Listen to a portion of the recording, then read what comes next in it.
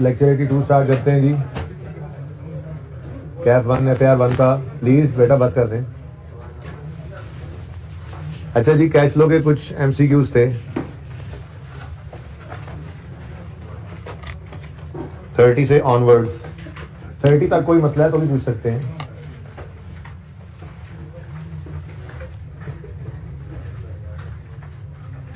मैंने वैसे 27 करवाया था।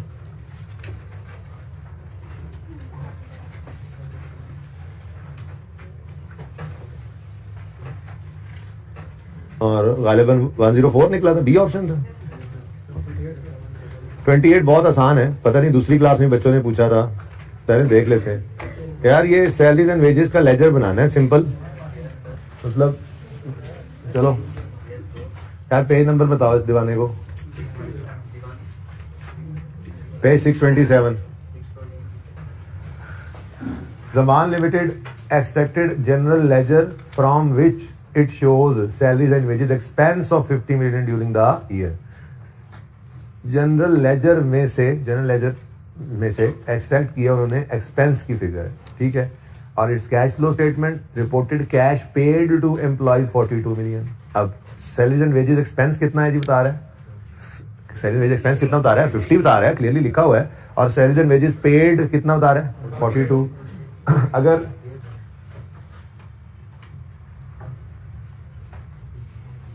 सैलरीज एंड वेजेस एक्सपेंस का आप लेजर बनाएं, जैसे आप एक्रूवल प्रीपेमेंट में बनाते हैं, जैसे सिखाया आपको, ठीक है। तो इसके अंदर एक्सपेंस है ना, एक्सपेंस कैश की फिगर किस तरफ आती है, एक्सपेंस डेबिट कैश क्रेडिट। और एक्सपेंस की फिगर जो प्रॉफिट एंड लॉस वाली है वो सैलरीज एंड वेजेस एक्सपेंस तो क्रेडिट साइड से आती है। अब सवाल में उसने हमें यही दो बातें बताई पहले कि सैलरीज एंड वेजेस एक्सपेंस जो कि जनरल लेजर से एक्सट्रैक्ट किया, जो कि ट्रायल में जाती है फिगर, ठीक है। एक्सपेंस के लेजर ट्रायल में जाता है, ट्रायल की फिगर समझ लो, ठीक है, वो 50 है। और कैश पे कितना किया जी, 42। Opening balance of accrued salaries and wages, salaries and wages expense है, एक्रूड इसके साथ लगा हुआ है तो पेबल है। तो ओपनिंग पेबल उसने बताया कितना है, 3.6। अब कहता है what is the closing balance, balancing figure निकल आएगी कितनी, ये एमसीक्यू था, पता नहीं क्या था इसमें मसला। सही है, क्या मसला था इसमें। अच्छा जी 28, अच्छा और 30 तक कोई मसला है, चले फिर 31। 31 a company with healthy profits is facing a cash shortage. देखो एक कंपनी प्रॉफिट्स में है तो वो कैश शॉर्टेज कब फेस कर सकती है। कैश शॉर्टेज का मतलब कैश की कमी। पहले ऑप्शन में कहता है डिलेइंग पेमेंट्स टू क्रेडिटर्स, अगर हम पेमेंट क्रेडिटर को डिले कर रहे हैं तो कैश शॉर्टेज तो ना हुई, तो पैसा हमने नहीं पे किया, शॉर्टेज तो तब हो जब ज्यादा जल्दी पे करने, बात समझ लो। अगर हम पेमेंट टू क्रेडिटर्स डिले कर रहे हैं तो कैश शॉर्टेज तो नहीं हो सकती, ये ऑप्शन तो नहीं है। फिर shortening the credit period granted to debtors, debtors ने जो पैसे देने थे उनको मिसाल के तौर पे महीने का टाइम जो दिया होता है उसको कम करके 15 कर लिया, तो पैसे जल्दी आने से कैश शॉर्टेज होगी या सरप्लस में जाएंगे, मतलब दूसरे केस में भी कैश शॉर्टेज नहीं हो सकती। अब रह गए दो, increase in dividend propose bye directors और रीसेंट एक्विजिशन ऑफ मशीनरी। ये दो चीजें ही हो सकती हैं, लेकिन प्रोपोज डिविडेंड है, पेड नहीं है। पहली बात तो ये है, यहां से भी लग रहा है, देखो आपको पता है डिविडेंड प्रोपोज होगा, वो फिर बाद में, ये मिसाल के तौर पे अगर ये 2021 के साल का डिविडेंड प्रोपोज किया डायरेक्टर्स ने तो 2022 के अंदर वो जाके एजीएम में अप्रूव होगा और फिर 2022 की फाइनल स्टेटमेंट्स में आएगा ना। प्रोपोज डिविडेंड तो इस साल में आता ही नहीं है। चलो आपको जी ये हो सकता है इंटरिम हो, इस साल में पे भी होना है, तब भी मैंने आपको बताया था एमसीक्यूज के पॉइंट ऑफ व्यू से आपने डिविडेंड को ऑपरेटिंग एक्टिविटीज, चलो इसको भी छोड़ो, चलो इसको भी छोड़ो, डिविडेंड की पेमेंट हो सकती थी, ठीक है, लेकिन अगर पेमेंट की बात करता तो मैं जैसे बात कर रहा था वो ठीक है ना, उसी को ज्यादा नहीं उलझाते। अगर प्रोपोज डिविडेंड है तो पेड की बात तो नहीं कर रहा ना, ठीक है। प्रोपोज डिविडेंड आप कहो कि एंट्री कर भी लिया हमने जी, वो हो गया है फाइनल भी, मतलब अप्रूव भी हो गया, तब भी उसकी एंट्री कैश में तो क्रेडिट हम एकदम से नहीं ना कर देते, वो तो बहरहाल retained earnings debit dividend payable credit होता है। तो असल तो फिर यही मामला नजर आ रहा है कि कंपनी प्रॉफिट्स भी कमा रही हो और फिर भी वो कैश शॉर्टेज में चली जाए, तो फिर मेरे ख्याल में उन्होंने बहुत हैवी कैपिटल इन्वेस्टमेंट कर दी है, उन्होंने नए प्रोजेक्ट्स स्टार्ट कर दिए हैं, फिक्स एसेट्स बहुत ज्यादा खरीद लिए हैं। फिक्स एसेट्स के अंदर इन्वेस्टमेंट करने से कैश आउटफ्लो होता है, ठीक है ना। तो प्रॉफिट मेकिंग कंपनी जो है वो कैश, अब एक और बात भी है ना, डायरेक्टर जो डिविडेंड प्रपोज करते हैं वो प्रॉफिट्स की बुनियाद पर, प्रॉफिट को देख के कर रहे होते हैं। तो ऐसे नहीं होता कि 100 का प्रॉफिट आए तो 150 का डिविडेंड जो है वो प्रपोज कर देंगे। 100 का प्रॉफिट आए तो 10 रुपए बांट रहे होते हैं। तो कोई इतनी ज्यादा बात नहीं होती है कि कैश शॉर्टेज में ही चले जाए। तो भाई बिल्कुल healthy profit, company with healthy profit हो, ठीक है, और वो फेस करने लग जाए अगर कैश फ्लो प्रॉब्लम्स, तो फिर इसका मतलब उन्होंने कैपिटल इन्वेस्टमेंट कर रखी है रीसेंट एक्विजिशन ऑफ मशीनरी, ठीक है ना, कैपिटल इन्वेस्टमेंट की। और तो पहले दो तो हो ही सकते कैश शॉर्टेज, लड़ाई पड़ी डिविडेंड में और मशीनरी में, ठीक है। तो दो बातें यहां से लग रही थी, एक तो प्रपोज है, पे हुआ नहीं है, दूसरा प्रॉफिट्स हेल्दी हो तो उनकी कुछ परसेंटेज डिविडेंड दी जाती है, तो शॉर्टेज की तरफ तो हम नहीं चले जाते। तो ज्यादा ऑब्वियस बात क्या थी, फिक्स एसेट रिसेंटली खरीद लिए उन्होंने, मशीनरी खरीद ली है, ठीक है ना, सही है। कॉफी मशीन थोड़ी खरीद ली होगी, मशीनरी खरीदी होगी उन्होंने, बड़ी मशीनरी, प्लांट मशीनरी जो होता है, ठीक है। अच्छा 32 में भी है मसला जी बेटा जी? नहीं बेटा, वो कह रहा है कि कंपनी हेल्दी प्रॉफिट वाली कैश शॉर्टेज फेस कर रही है। अब विच of the following event could account for this, क्या वजह हो सकती है इस कैश शॉर्टेज की, सवाल को समझे ना, ठीक है। तो क्रेडिटर को डिले करने से शॉर्टेज तो नहीं आ जाती, उल्टा पैसे पड़े रहते हैं अपने पास, ठीक है जी। 32 में को मसला है। अच्छा, which of the following companies is most likely to run into cash flow problem, ऐसी कौन सी कंपनीज होती हैं जो कैश फ्लो प्रॉब्लम में चली जाएं। उसने कहा एक लॉस मेकिंग कंपनी है लेकिन वो एटम बम के लिए यूरेनियम बना रही है, मिसाल दी मैंने। आप बताओ, अगर आप एटॉमिक पावर है और एक कंपनी आपके लिए यूरेनियम बना रही है, आप उसके मुलाजमों की तनख्वाह रुकने देंगे?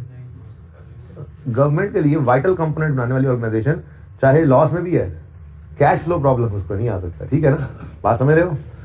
आगे, a profitable new retailer about to embark an ambitious expansion plan, मतलब क्या होता है कि हम तो ये कर देंगे, उड़ा के रख देंगे, हम तो ऐसे ऐसे ऐसे ऐसे सारे हम जो है वो 40 शहरों के अंदर अपने आउटलेट खोलने जा रहे हैं एक्सपेंशन प्लान कर।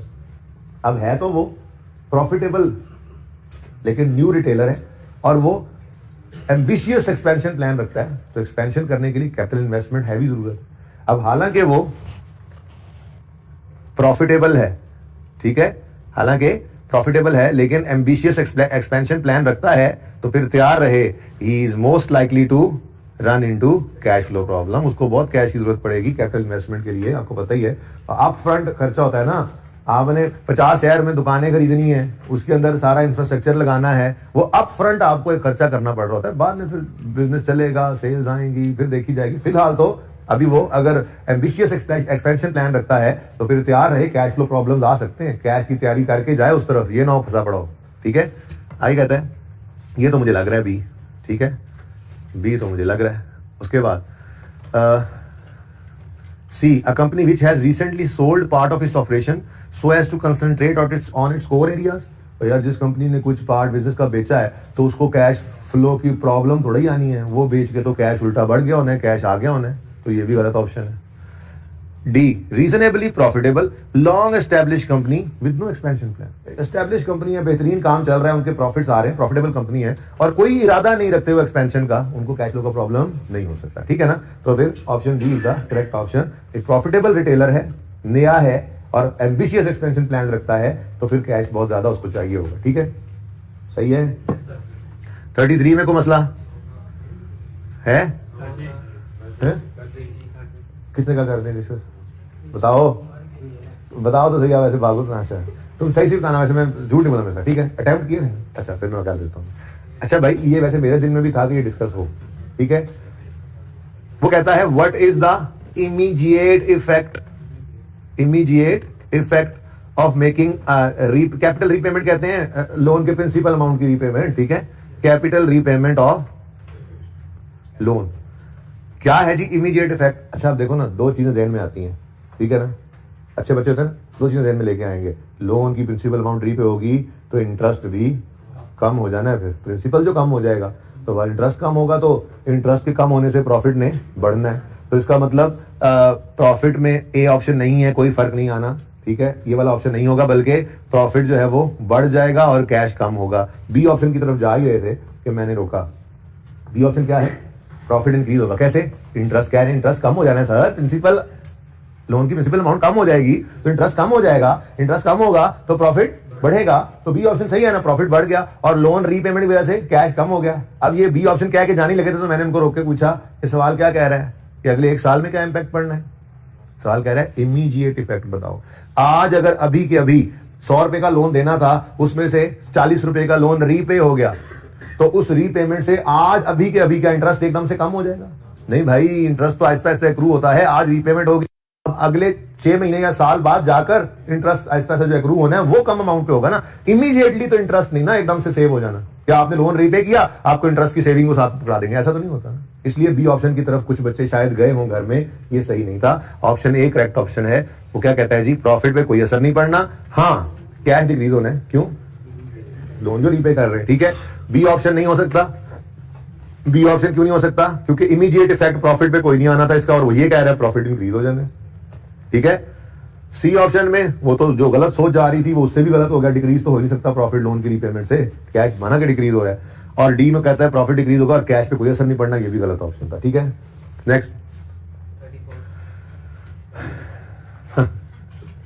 A company has a negative cash flow from operating activities. भाई अगर वो बात याद हो ना जो मैंने आपको कही थी कि कैश फ्लोज के सवाल करते हुए तो आपने फॉर्मेट वही रखना है जो आपको बताया है, लेकिन एमसीक्यूज के पॉइंट ऑफ व्यू से इंटरेस्ट पेमेंट को ऑपरेटिंग एक्टिविटीज में लेना और डिविडेंड को फाइनेंसिंग, ठीक है। बस यही जवाब है आपके एमसीक्यू का।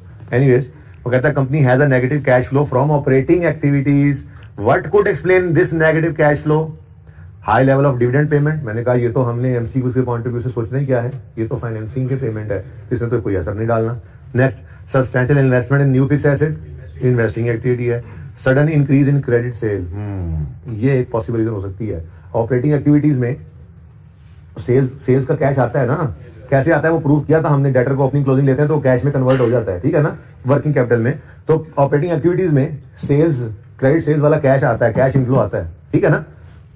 रीपेमेंट ऑफ लोन फाइनेंसिंग में तो रह वैसे यही जाता है। अब अगर आपने क्रेडिट सेल्स बढ़ा दी है, उधार पे ज्यादा बेचा है सामान, तो कैश फ्लो तो कम होगा ही ना। तो एक रीजन हो सकती है ऑपरेटिंग कैश फ्लोज की क्रेडिट सेल्स को इंक्रीज करना, ठीक है जी। चलें जी, अब जो 5 एक रह गए आप उनको कल देख लेंगे। वैसे है कोई अगले 5 में कोई एक आध? वो बेटा नीचे देखो ना, वो ऊपर वाले थे आईकैप की किताब के अंदर, नीचे वो बताया जा रहा है कि ये आईकैप ने पास पेपर में इन्हीं में से उठाकर टेस्ट भी किए हुए थे। तो एमसीक्यूज ये पढ़े होने भी अक्सर इन्हीं में से ही एज इट इज आ भी जाते हैं, ठीक है ना। ये आप देख सकते हैं ऊपर वो क्या है, आईकैप क्वेश्चन बैंक में जो एमसीक्यूज थे, और नीचे क्या बताया गया है कि ये पास पेपर के अंदर टेस्ट हुए, ठीक है। अच्छा भाई, डेबिट बैलेंस रिटेन्ड अर्निंग्स में आने का मतलब क्या है? हाँ, डिविडेंड ज्यादा दे दिया, कुछ खुदा का खौफ करो। अगर 100 रुपए रिटेन्ड अर्निंग में पड़े हैं तो क्या 150 बांट सकते हो आप? अक्ल आपका जगह पे है। तो डिविडेंड पेमेंट की वजह से कभी रिटेन्ड अर्निंग नेगेटिव नहीं हो सकती, याद रखना। 100 रुपए हैं तो फिर उसमें से 50 बांटोगे, 60 बांटोगे, 100 पड़े उसमें से 150 बांट ही नहीं सकते भाई, 150 100 पड़े, ठीक है ना। तो डिविडेंड पेमेंट से रिटेन्ड अर्निंग्स कभी नेगेटिव नहीं हो सकता। रिटेन्ड अर्निंग्स नेगेटिव होगा अगर लॉसेज आते आते आते प्रॉफिट्स खत्म हो गए, क्यूमुलेटेड लॉसेज पड़े हुए हों तो, ठीक है ना। तो ये डेबिट बैलेंस रिटेन्ड अर्निंग में कब होगा? जब made more dividend than profit earn, नहीं। Redeem some of share capital, नहीं। अक्यूमुलेटेड लॉसेज, यस बिल्कुल, ये सी ऑप्शन सही ऑप्शन था, सही है जी। ओके, ओपन कर लें पास पेपर 8 पेज 812 पे, गोल्फ क्लब इनकम एक्सपेंडिचर का सवाल दोबारा किया था, हो गया था, थोड़ा सा कंफर्टेबल हो गए थे। अभी तो एक सवाल किया है, अभी मैंने खुद आपको क्लास में 4 एक सवाल और कम से कम आज, इसके अलावा भी 3 से 4 3 एक सवाल तो मैं खुद करवाऊंगा, और फिर को 5-6 सवाल आप भी करेंगे, तो इंशाल्लाह मजीद कंफर्टेबल ही होंगे। बस अब हमने ये करना है कि हर रोज एक एक नई चीज ऐड करते जाना है कॉन्सेप्ट्स के अंदर जो सवाल के अंदर यूज होती है, ठीक है ना। बेसिक हमारी फाउंडेशन बन चुकी है, इनकम एक्सपेंडिचर का सवाल कैसे करते हैं, हर सवाल ऐसे ही शुरू करेंगे।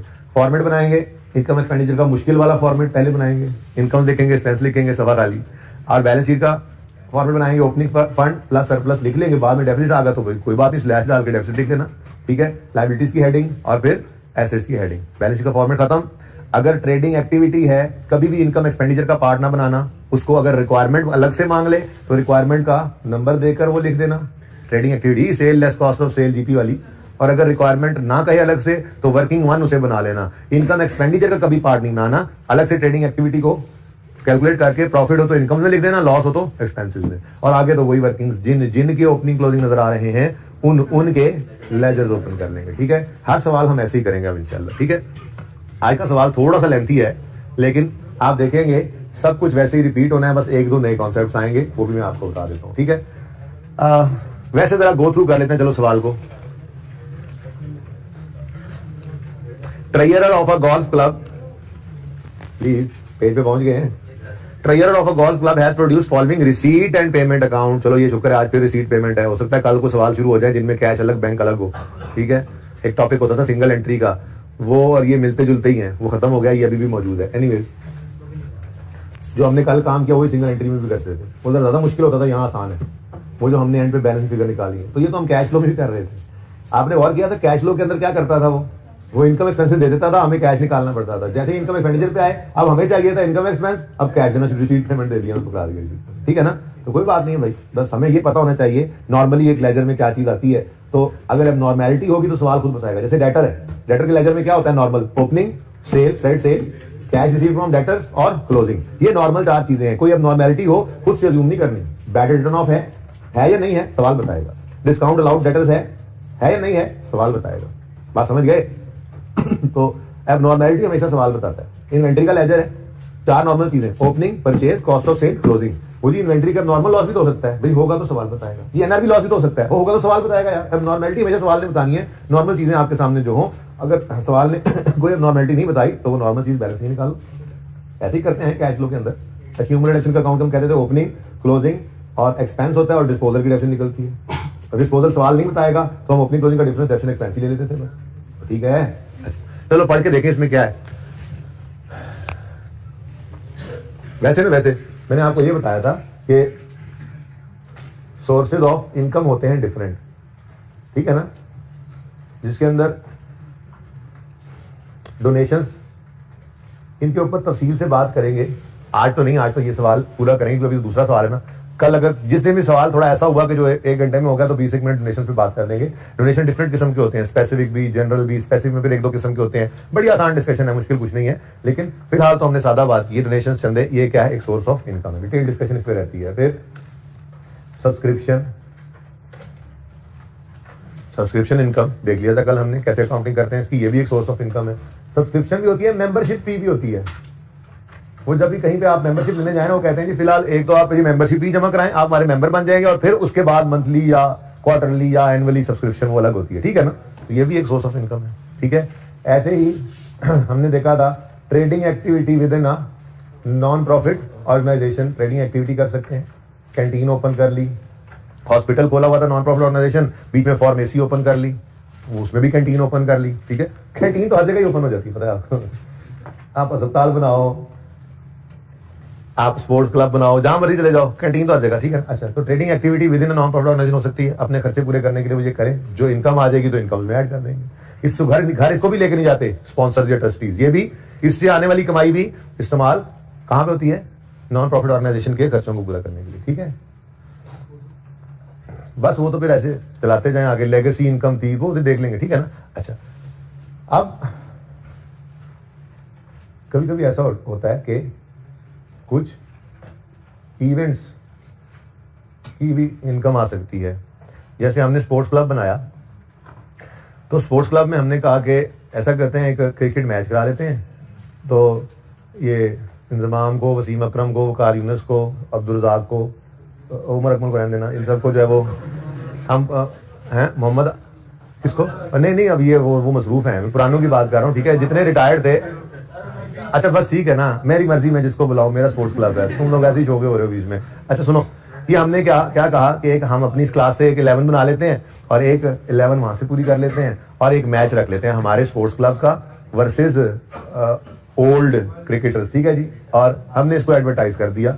ठीक है, मैच रख दिया और एडवर्टाइज कर दिया, और उन मोहतरम मुअज़्ज़िज़ क्रिकेटर्स को ये कहा कि देखें जी, ये हमारा एक रफाही इदारा है, तो ये फंड रेजिंग के लिए हम एक मैच करवा रहे हैं, तो आप तशरीफ लाइए, और फीस इंशाल्लाह वो नहीं लेंगे इस मैच के खेलने की। अब वो आएंगे तो खाना पीना उनका, पूरे आयश वायश, कोई टहल सेवा तो करनी पड़ती है।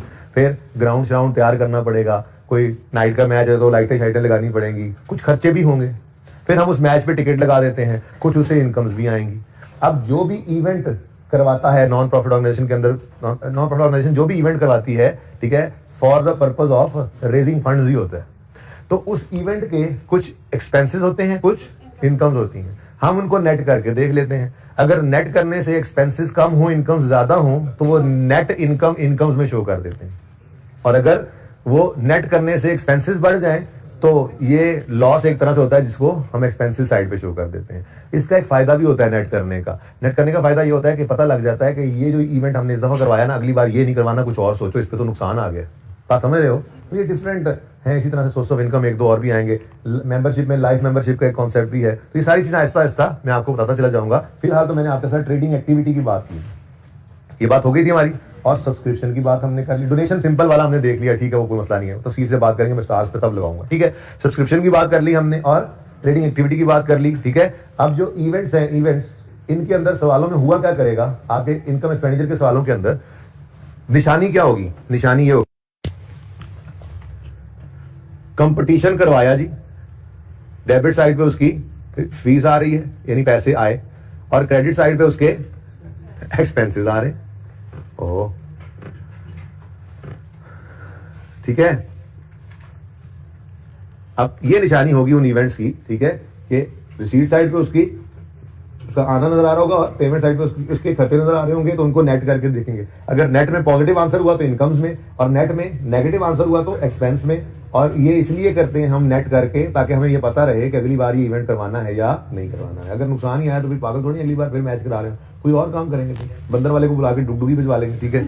अच्छा इधर देखो, सोशल वर्कर इवेंट रिसीट्स हैं। एक कोई इवेंट करवाया, ठीक है जी, कोई बैटबाजी का मुकाबला करवा लिया, ठीक है। कोई इवेंट करवाया, उसकी रिसीट्स हैं और फिर उस इवेंट के एक्सपेंसेस हैं, ठीक है ना। तो ये एक कॉन्सेप्ट आज नया होगा बिल्कुल, बाकी सब कुछ आपको इंशाल्लाह वही वाला नजर आएगा जो पहले पढ़ा था, ठीक है ना।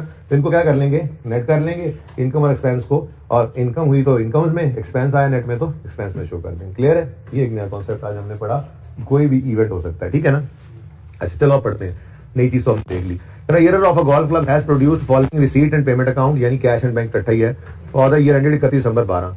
ओपनिंग बैलेंस है 157,800। अगर सवाल में ओपनिंग फंड नजर ना आया तो इसको सबसे पहले जहां पे लिखना हो लिख लेना, वरना भूल सकते हो आप, ठीक है। क्योंकि ये लेजर अब हम बनाने नहीं जा रहे हैं, बना बनाया रिसीट पेमेंट है, हम क्यों टाइम जाया करके यही कॉपी पेस्ट करें। हम यहीं पे डेबिट क्रेडिट को टिक कर लिया करेंगे, दूसरा इम्पैक्ट पहुंचाते जाएंगे कल की तरह से, ठीक है ना। अच्छा तो ये याद रखना, लिखना चाहो तो बेशक लिख लेना, लेकिन वैसे मैं तो जुबानी बात कर रहा हूं कि अगर सवाल के अंदर कैश एंड बैंक इस तरह से बना के लेजर फॉर्म में दे दे तो फिर हम नहीं बनाया करेंगे, फिर हम उसे नहीं बनाया करेंगे, टाइम नहीं ना जाया करना, ठीक है, उसी को यूज कर लेंगे। ओके अच्छा चलो जी, उसके बाद क्या है जी, सब्सक्रिप्शंस। ये रिसीट एंड पेमेंट में डेबिट साइड पे सब्सक्रिप्शन है, मतलब ये पैसे आए हैं, इनकम नहीं, ये कैश है। सब्सक्रिप्शन के लेजर वाला कैश है, ये सब्सक्रिप्शन कैश एंड बैंक में डेबिट, सब्सक्रिप्शन इनकम अकाउंट में क्रेडिट, ये वो वाली फिगर है, कैश है, ठीक है। फिर कैंटीन रिसीट्स, अच्छा ट्रेडिंग एक्टिविटी भी कर रहे हैं ये, और कर क्या रहे हैं, कैंटीन को, कल हमने कोका कोला था, आज कैंटीन तरक्कियां कर रहे हैं, ठीक है। कैंटीन रिसीट्स हैं। फिर गोल्फ कोर्स फीस है, और भाई गोल्फ कोर्स तो असल काम उनका भाई गोल्फ क्लब, ये गोल्फ कोर्स फीस क्या है, ये उनकी इनकम है, डायरेक्ट इनकम में ले जाओगे। फिर इवेंट रिसीट कंपटीशन फीस बहुत बता दिया आपको क्या करना है। नेक्स्ट है कोर्स इक्विपमेंट सोल्ड, ठीक है।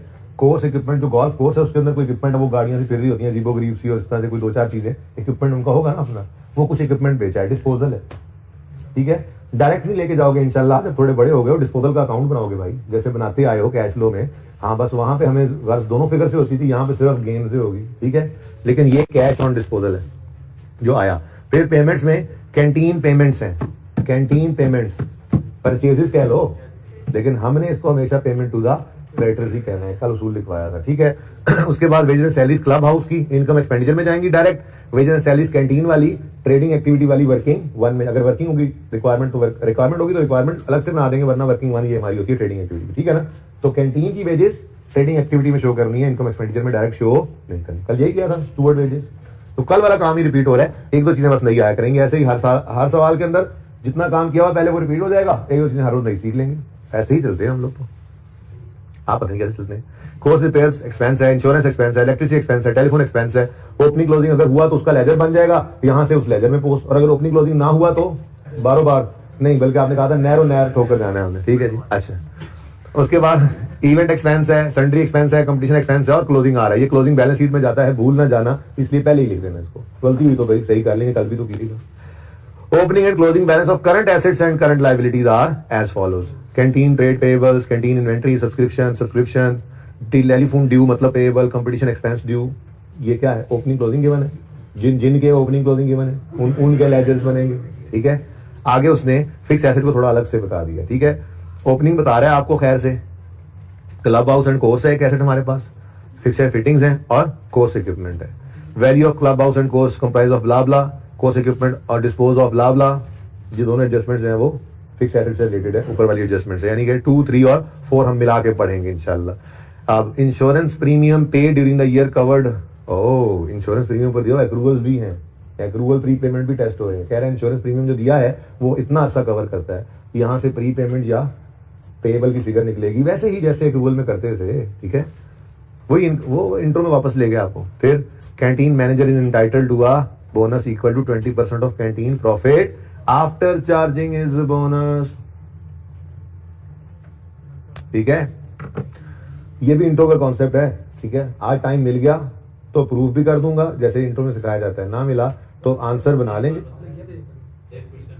हाँ ओके, बस फॉर्मूला ही लिखूंगा। जज़ाकल्लाह। आज नहीं याद कराई क्यों, उस्ताद रुलदा रहे। ठीक है, ना याद कराया करो। ठीक है, बेहतरीन है तुम लोगों की अप्रोच। सुनो भाई, फॉर्मूला बोलूंगा इंशाल्लाह। फॉर्मूला याद करवाया था, याद भी फॉर्मूला ही रखना है। एक बार ही सिर्फ प्रूव किया जाता है जिंदगी में कि अगर फंस जाओ तो उसको, तो वो जब रिवीजन करोगे ना घर पे बैठ के प्रेप में, तो वो सामने आ जाएगी बात। ठीक है, फॉर्मूला याद रखना ही फॉर्मूला है हमने। ठीक है, वो बता दूंगा। ओके जी, एनआरवी है जी गिवन सवाल में। कैंटीन ट्रेडिंग अकाउंट बनाओ, 4 नंबर इसके अलग है। इनकम एक्सपेंडिचर अकाउंट बनाओ और बैलेंस शीट बनाओ। ठीक है जी, तो बनाओ फिर। हाँ बस सवाल पढ़ना खत्म और सवाल करना शुरू करते हैं। ठीक है जी, अच्छा इधर देखें, सुन ले एक बार प्लीज। इनकम एक्सपेंडिचर का फॉर्मेट क्या नाम है उसका? Golf club income and expenditure account for the year 31 December 12। फिर इनकम्स 5 लाइनें खाली, एक्सपेंसेस बाकी सफा खाली। अगला सफा बैलेंस शीट के लिए यही 3 चीजें लिखकर बैलेंस शीट। उसके बाद फंड्स एंड लायबिलिटीज में पहली हेडिंग फंड्स। फिर अभी तक आपको सिर्फ जनरल फंड पढ़ाया है। ठीक है ना, मतलब फंड है, जब पैसे भी खाएंगे तो इसको जनरल कहते हैं। बहरहाल opening general fund plus surplus closing general fund. उसके बाद लायबिलिटीज की हेडिंग दो, 5 लाइनें खाली, नॉन करंट करंट अलग करते होते हैं। ठीक है, एसेट्स की हेडिंग दो, 5 लाइनें खाली, अलग अलग है। अब कैश फ्लो के फॉर्मेट को बनाते हुए तो 2 मिनट लगते थे, इसको बनाते हुए कितना टाइम लगना चाहिए? 1 मिनट लगना चाहिए। आपको इजाजत है? देखो तरतीब एक ही रखते हैं हम, जिस तरह से पहला सवाल करते हैं हम किसी भी टॉपिक का, आखिरी वैसे ही कर रहे होते हैं, ताकि जहन में कभी ये सवाल कोई ये बच्चा ना कहता हो मुझे सुनाई दे यार पता ही नहीं चलता इनकम एक्सपेंडिचर का सवाल है कि शुरू कहाँ से करना है। क्यों नहीं पता चलता? आप कोई कह सकता है ऐसे कि जी पता ही नहीं चलता कैश फ्लो का सवाल कैसे करते हैं? नहीं, कल कहा था आपने। अच्छा, कौन है तुम्हारा दोस्त? तो बताओ मुझे कौन था वो, कैसे शुरू करते हैं? जरा खड़ा करो ना उसको, जरा निकालें उसको क्लास के बाद। कौन class? Income and expenditure account for the year ended.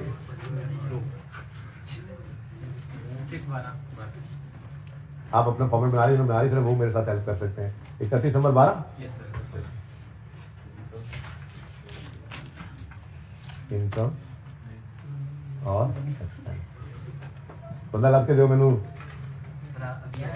आया नहीं। जब वो आएगा नहीं तो उससे कैसे पता लगेगा सवाल कैसे शुरू करना है? हम जब भी सवाल शुरू करते हैं वो होता नहीं है, वो जब आता होगा जब। अच्छा जी, रुपीज इन थाउजेंड्स कर लेते हैं यार, थोड़े बहुत पॉइंट्स हैं,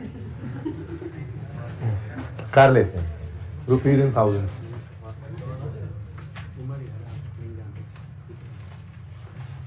हम नहीं जानते ऐसे किसी बंदे को, सही कहा है। ओके, अच्छा जी, गॉल्फ क्लब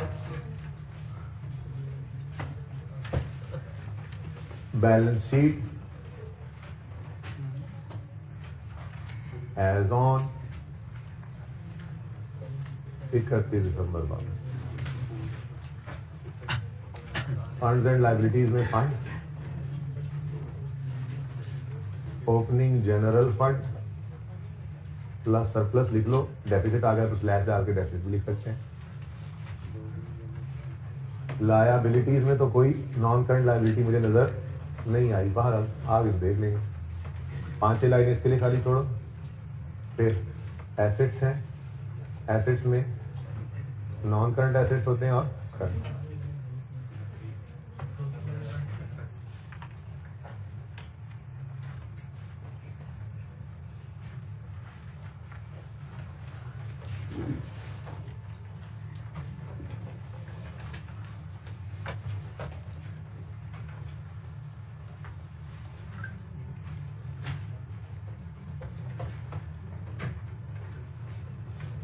अच्छा जी, ये है रिक्वायरमेंट बी हमारी, ठीक है ना।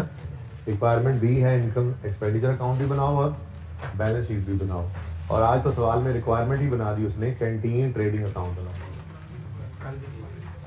अलग ही थी कल भी। अच्छा चलो भाई, देखो अलग हो तो रिक्वायरमेंट का नंबर लगा दो, और अगर अलग ना हो और ट्रेडिंग एक्टिविटी हो, कभी भी इसको पार्ट नहीं बनाना, वर्किंग वन ही बना लिया करेंगे, ठीक है। Sale less cost of sale gross profit, दो लाइनें छोड़ दो, और खर्चा भी आ जाता है, बल्कि नजर भी आया था, कैंटीन वेजेस थी। उसके बाद जनाब वर्किंग वन से काम शुरू करते हैं। यहाँ तक फॉर्मेट है हमारा, सबने बना लिया होगा।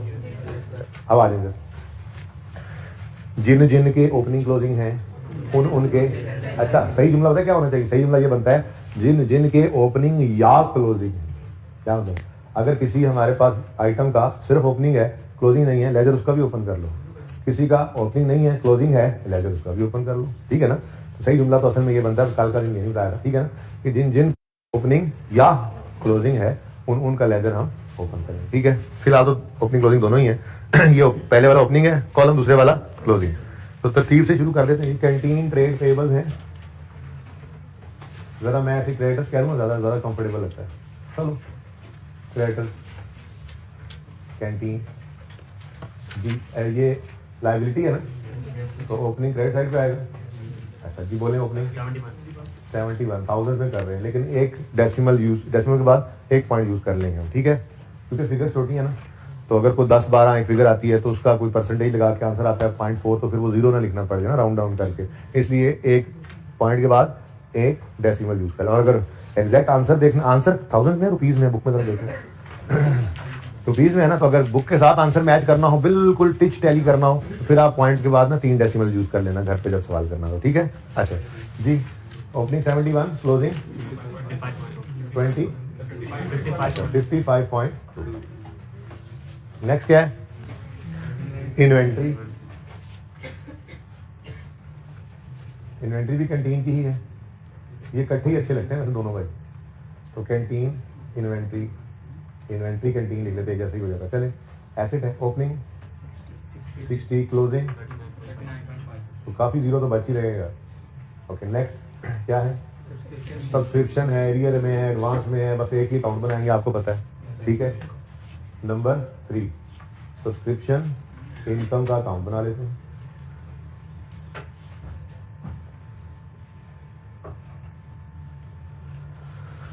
सब्सक्रिप्शन इन एरियर, मैंने कहा था एरियर खतरनाक अल्फाज में से है।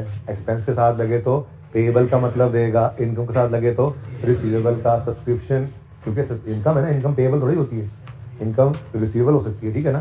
तो accrued sorry arrear, subscription in arrear, ये एसेट है, बोलो रिसीवेबल, तो brought down 15.8, carry down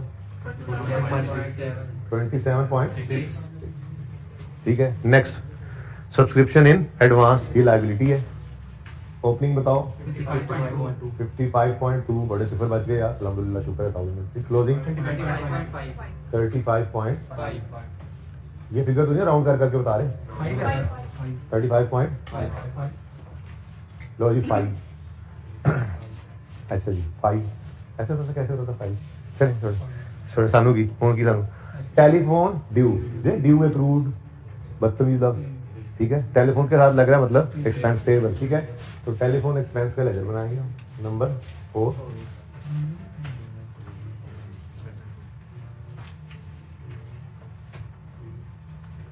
expense और ड्यू है, पेएबल है। Opening 3.9, closing 5.9।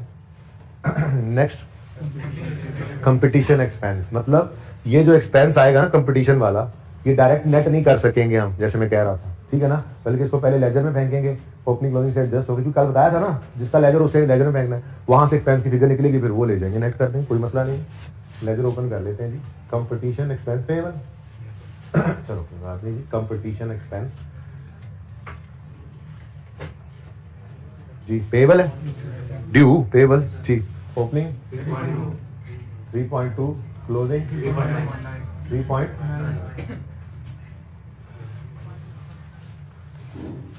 नेक्स्ट कहानी खत्म। अब शुरू होते हैं फिक्स्ड एसेट्स। तो फिक्स्ड एसेट्स के भी ओपनिंग तो गिवन है ना, फिर डेप्शन वगैरह भी गिवन है। अब बिल्कुल कैश फ्लो के सवाल की तरह से मुमकिन हो अगर तो इनको अलग अलग रख दिया करेंगे, मतलब बेहतरी है, जरा आसानी हो जाती है। मुमकिन नहीं, अगर डाटा अवेलेबल है अलग अलग तो हम भी अलग अलग अकाउंट्स बनाएंगे, अगर डाटा ना हो अलग अलग अवेलेबल तो हम भी बुक वैल्यू भी बना लेंगे, जैसे हम कैश फ्लो में करते हैं। इनके बड़े मिलते जुलते टॉपिक्स हैं, ये ना तरतीब ऐसी जहन के अंदर रखी जाती है आपको पढ़ाते हुए। कैश फ्लो पहले करवाया जाता तो ये उसके बाद आ जाता है, कभी ये पहले आया उसके साथ ही कैश फ्लो, क्योंकि इनकी अप्रोच मिलती जुलती है। बस कैश निकाल होते हैं, इधर एक्सपेंस निकालने लग जाते हैं। वो कैश फ्लो इसलिए साथ उधर कर दिया कि वो डिविडेंड वगैरह की बातें होती आई थी, चलो साथ ही वो भी निकल गया। तो तरतीब ये लिंक हो रही होते हैं, टॉपिक्स एक जैसे ही होते हैं, तो ये बिल्कुल वैसी ही अप्रोच चल रही है जैसे हम पहले करते आ रहे थे सवाल, ठीक है ना। तो ओपनिंग गिवन है, क्लब हाउस अलग है, जगह ही बना दो यार, 3.9 था ना। अच्छा, अब नंबर 6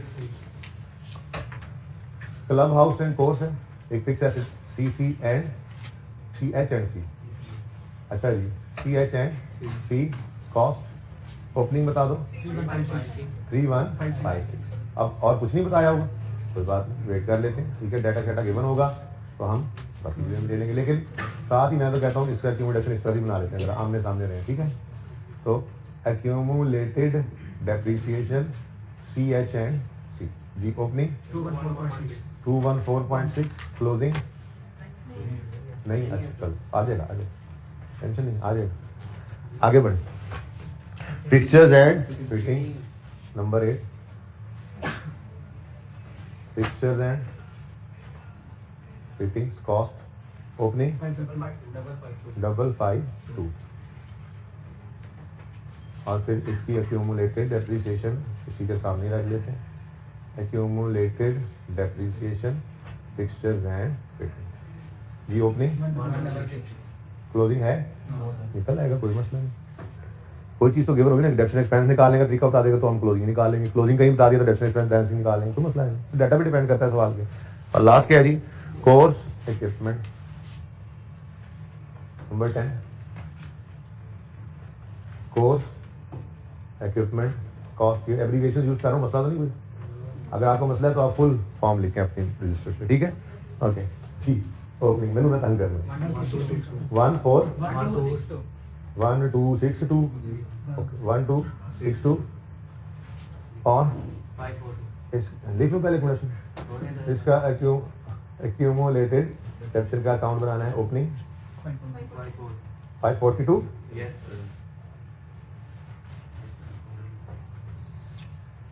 ठीक है जी। तो अभी तक तो 0.1 और 0.2 से हमने सिर्फ डाटा ही उठाया, ठीक है। अब ऐसा करते हैं, दोनों सूरतें हो सकती थी, 3, 4, 5, 6, 7 पहले पढ़ लें, या मैं तो कहता हूँ रिसीट पेमेंट को लिखाते हैं, ठीक है। पहले रिसीट पेमेंट सारा पोस्ट कर लेते हैं, क्या ख्याल।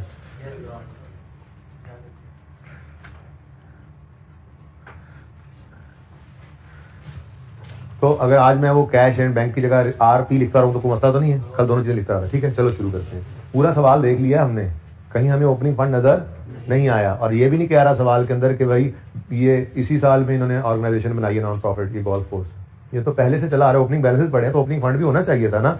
ओपनिंग फंड नहीं है तो ये उसकी कैलकुलेशन में यूज होना है, opening assets less opening liabilities करना है, ठीक है।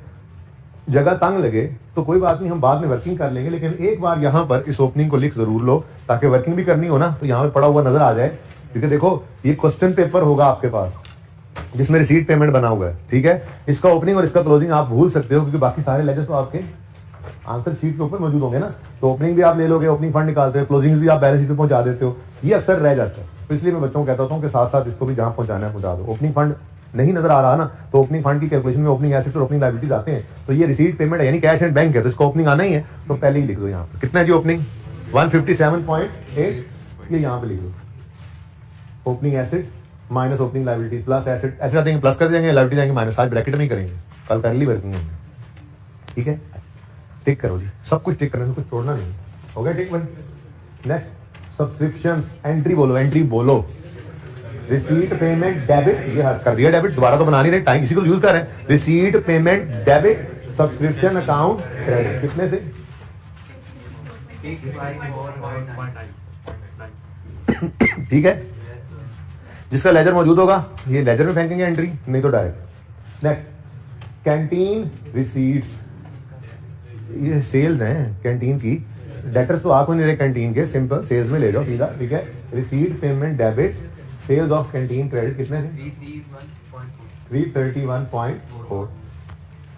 कैंटीन रिसीट्स डेटर होते कैंटीन के तो फिर उसके लेजर में फेंक देते, वहां से फिर सेल निकाल लेते हैं, ये तो कैश ही है ना। लेकिन भाई कैंटीन में हम कैश सेल्स ही करते हैं, खाते को नहीं लगाए हुए हमने। ओके, जो आएगा कैश देकर ही यूज करेगा कैंटीन पे खाना पीना। हाँ, नकद, नकद बड़े शौक से, उधार अगले शौक से, वरना डेटर होते हैं ना, डेटर नहीं है हमारे पास। ठीक है, गोल्फ कोर्स फी, कोई लेजर नहीं बना हुआ इसका, तो जस्ट ये गोल्फ कोर्स एक इनकम है। गोल्फ क्लब की इनकम क्या होगी? गोल्फ कोर्स फीस इसकी इनकम ही होगी। अगर कोई ओपनिंग क्लोजिंग अनअर्न्ड या रिसीवेबल होती तो गिवन होता डाटा, तो फिर लेजर में फेंक देते, वहां से निकाल लेते इनकम, लेकिन डायरेक्ट ले आओ। गोल्फ कोर्स फी कितनी है जी? 284। अभी एंट्री पड़ेगी receipt payment debit, golf course fee income credit. Next event receipts. अच्छा, आप ना एक नजर ऐसे ही डाल लो इवेंट रिसीट्स पे, और इवेंट नेट में ना इनकम बन रही है, तो इनकम उसमें लिख देंगे इसको। अच्छा, अगर खुदा ना खास्ता आप लिख गए और बाद में जैसे लेजर से निकलेगा एक्सपेंस, वो नेगेटिव हो भी जाता है, तो कोई बात नहीं, वहां से एक लाइन लगा के काट देना, उसके एक्सपेंसेस में लिख देना, कोई इतनी बड़ी इतना बड़ा मसला है। भारत इवेंट रिसीट्स, क्योंकि इसके अगेंस्ट एक्सपेंसेस को भी दिखाना है, तो यहां से मैंने सिर्फ इवेंट इनकम लिख लेना है और रिसीट और पेमेंट्स को यहां नेट करना है फिर। ठीक है, अच्छा अभी कितनी रिसीट पेमेंट अकाउंट डेबिट कितने से हुआ है? 86.8 से, और ये इनकम क्रेडिट होगी। ठीक है ना, डेबिट और इनकम। ठीक है, अच्छा चलो दूसरा भी इसके साथ वाला कर ही देते हैं, इधर देखो। अब एक्सपेंस ऑफ इवेंट डेबिट और रिसीट पेमेंट क्रेडिट, इसको ले देते हैं, अभी लिख देते हैं, ऐसे करना है। वो एक्सपेंस इधर शो करने की बजाय इनकम में से नेट करके शो करें, यहाँ पे माइनस ही आना था ना, तो यहाँ माइनस कर दो। ठीक है, कितना? 47 पॉइंट, तो नेट, हाँ बाद टोटल बाद में कर लेंगे, समझ आ गया आपको, ये तरीका होगा। ठीक है, next competition fees, receipt payment नहीं, फीस लेजर में ही जा रही, उसका एक्सपेंस लेजर में जाएगा। कंपटीशन एक्सपेंस पेएबल था, कंपटीशन फीस की बात नहीं की थी उसने। ठीक है, तो competition receipt payment debit, competition income लिख लेता हूं। अच्छा, हो सकता है ना कि ये क्या हो जाए, नेगेटिव में आ जाए, क्योंकि अभी लेजर से एक्सपेंस निकलना है, तो फिर अगर ऐसा हो तो यहाँ पे लाइन लगा के इसको नीचे लिख देंगे, कोई मसला नहीं है, परेशान नहीं होना, फिलहाल यहीं पे लिखो। ठीक है, तो competition income 46.6, receipt payment debit, competition income credit. ठीक है, अब चूंकि इसने लेजर में जाना है तो बस मौके पे ही भेज देंगे इसको लेजर में, आप चलने दो जस्ट। ठीक है, last force equipment sold, disposal का अकाउंट नाउ नंबर 12 वर्किंग कर लो। गेन आ जाए, लॉस आ जाए, उसका पैसे आ जाए, गेन लॉस मतलब एसेट के बिकने के, हम डिस्पोजल अकाउंट में आते हैं, मतलब की चीजें फिर निकल आती हैं। ठीक है, तो डिस्पोजल है किस चीज का? डिस्पोजल है फोर्स इक्विपमेंट का, उस पर कैश आया वही receipt payment debit, disposal account credit, कितने से? 19.8, ये लिख लेते हैं भाई, फिर देखेंगे इंशाल्लाह आगे जाकर कि बाकी डाटा भी आएगा, गेन लॉस वगैरह निकल आएंगे। Okay, side debit side over, debit side पे आओ, जिनके लेजर हो लेजर में फेंको, जिनके लेजर ना हो कैंटीन पेमेंट, चाहे परचेजेस भी लग रहा है आपको, हमने तो इसका उसूल क्या रखा हुआ है, पेमेंट टू द क्रेडिटर, तो क्रेडिटर डेबिट 213 से, और रिसीट पेमेंट अकाउंट क्रेडिट। ठीक है, next wages and salaries, club house, कोई लेजर है इसका? नहीं। अब क्लब हाउस की है तो डायरेक्ट इनकम एक्सपेंडिचर में जाएंगी। वेजेस एंड सैलरीज कैंटीन की, कोई लेजर है इसका? नहीं है, तो फिर आप डायरेक्ट जाएंगे, लेकिन जाएंगी ट्रेडिंग अकाउंट में। ठीक है, तो 284 wages and salaries club house में डेबिट, इधर क्रेडिट, और वेजेस एंड सैलरीज कैंटीन वाली ट्रेडिंग अकाउंट में डेबिट, और 78.9 से यहाँ पे क्रेडिट। ठीक है, तो wages and salary club house की कितनी है? 280, एक्सपेंस है, expense debit, receipt payment credit. ठीक है जी, और दूसरा क्या है जी? Wages and salaries of canteen, कितनी है? 78.9, ये एक्सपेंस यहाँ पर डेबिट और रिसीट पेमेंट क्रेडिट। रेपिटेशन। और आगे जो काम भी है ना फिक्स एसेट वाला, उसे बहुत ऊंचे लेवल के ऊपर आपने किया हुआ, 16 में किया हुआ आपने, फिर उसको कैश फ्लो में भी करके आ रहे हो, ठीक है, कोई मसला नहीं होगा इंशाल्लाह। तो वही तो कह रहा था कल आपको, एक आसान टॉपिक खत्म नहीं होता, उससे आसान आगे आ जाता है, पता नहीं कहाँ फंस गए है ना। आसान है ना, अभी एकदम को मुश्किल लगा अभी तक टॉपिक तुम्हारे दोस्त के अलावा किसी को? अच्छा जी, कोर्स रिपेयर्स, भाई कोई लेजर नहीं है, कोई लेजर नहीं है, डायरेक्ट एक्सपेंस है। कोर्स है हमारा जो क्लब, ये जो इसका गॉल्फ कोर्स है, उसकी रिपेयर का एक घास कहीं से खराब हुआ था, वो सही करा दिया, कोई रिपेयर करवा दी, ठीक है। तो कोर्स रिपेयर एक्सपेंस कितना है? 149.9 से एक्सपेंस डेबिट और रिसीट पेमेंट कर रहे हैं, ठीक हो गया जी। अब इंश्योरेंस के बारे में ना एक एडजस्टमेंट कुछ नजर से गुजरी थी, इसलिए मैं तो कहता हूँ इसको लेजर में ले जाते हैं फिलहाल, हो सकता है कोई इसकी गड़बड़ हो तो चेक कर लेंगे, ठीक है ना। आप नीचे एडजस्टमेंट छुपी हुई है इसलिए जाने तो फिलहाल ये सारे ठीक हो जाए। तो इंश्योरेंस एक्सपेंस का लेजर बना लेते हैं, नंबर 13। कुछ ना निकला भाई लेजर में से तो कोई नहीं, उठा के उधर ले जाएंगे, खैर है। मैं एडजस्टमेंट की तरफ जाना नहीं चाह रहा, मैं कहूँ ये ठीक कर लें। तो इंश्योरेंस एक्सपेंस का अकाउंट है और ये क्या आ रहा है? रिसीट पेमेंट में कैश नजर आ रही है, कैश पे हो रहा है। तो एक्सपेंस के केस में जो कैश पे होता है तो उसकी एंट्री होती है एक्सपेंस डेबिट कैश क्रेडिट, जो आज रिसीट पेमेंट के नाम से आ रहा है 70। ये कैश है, रिसीट पेमेंट में से 72 उठाया ना बेटा। अगर कोई ओपनिंग क्लोजिंग एडजस्टमेंट ना हुई तो फिर यही एक्सपेंस है, 72 ही ले जाएंगे आगे, ठीक है, ओके। उसके बाद इलेक्ट्रिसिटी, जिसको आप इलेक्ट्रिसिटी कहते हैं, उसका लेजर तो नहीं है, नहीं है, वाह वाह, direct dialling 47.3 electricity expense debit 47.3 से और रिसीट पेमेंट क्रेडिट, सही है, सिंपल काम है। नेक्स्ट, बस ये लेंथी सवाल थोड़ा सा। टेलीफोन, इसका लेजर मौजूद है, तो टेलीफोन एक्सपेंस डेबिट 19.7 से कितने से? 19.7 और रिसीट पेमेंट यानी कैश क्रेडिट, रिसीट पेमेंट मतलब कैश है, ठीक है ना। नेक्स्ट, इवेंट एक्सपेंस हो गया ऑलरेडी, चलो अच्छा। सन्ड्री एक्सपेंस लेजर कोई नहीं है, डायरेक्ट ले जाओ, पेट्रोल ही बड़ा लग गया है मेरा बारों बार। सन्ड्री एक्सपेंस 15 से डेबिट और रिसीट पेमेंट क्रेडिट, ये 15 है, 15। आमिर भाई एंड पे लेक्चर की तस्वीर लेते होते हैं ना, एंड पे आप सारे लेक्चर को फ्रेम में लगाते होते हैं ना, लगा दिए करें, बच्चे फरमाइश कर रहे थे आपसे। ओके, कंपटीशन एक्सपेंस का लेजर मौजूद है, लेजर में ले जाओ। कंपटीशन एक्सपेंस से कितने से? 12.6 से और रिसीट पेमेंट। अच्छा, जब यहाँ से एक्सपेंस निकलेगा ना, उसको डायरेक्ट इधर लेके जाने की बजाय यहाँ पे माइनस शो कर देंगे, ठीक है। हाँ जी, कुछ रह गया? अब ये क्लोजिंग में गलती हुई तो बाद में सही कर लेंगे, अभी इसको माफी नहीं देनी, इसको ले जाओ, जरूर ले जरूर जाओ। क्यों? ये लेजर हमारे क्वेश्चन पेपर पे रह जाना है, तो ये रह ना जाए वहां पे बैलेंस शीट पे जाने से, ठीक है ना, मुफ्त नंबर ना रह जाए। तो रिसीट पेमेंट को यहाँ पे लाकर हम कैश एंड बैंक लिख लिया करेंगे, ठीक है। कोई नहीं तरतीब की खैर है, पहले debtor creditor, debtor and entry आता है, फिर इसको फिलहाल लिख लें कैश एंड बैंक कर दें, कैश एंड। फिर रिसीट पेमेंट क्या होता है?